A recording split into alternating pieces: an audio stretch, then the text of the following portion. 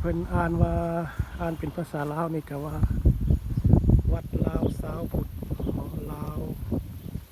อย่างนี้ลาวโอ้อ่านมาได้สัก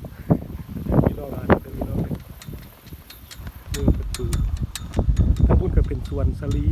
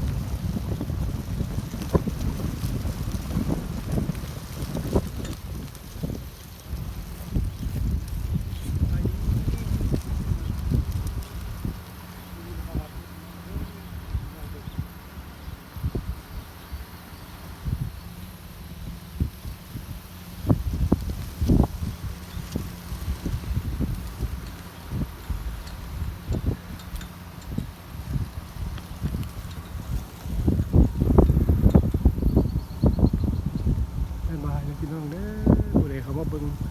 ช่องพอตุ้ย USA ก็ขอให้อยู่ดีมีแรงอันนี้เป็นลาววัดลาวอยู่เมืองฮอลแลนด์รัฐมิชิแกน USA เด้อพี่น้องบ๊าย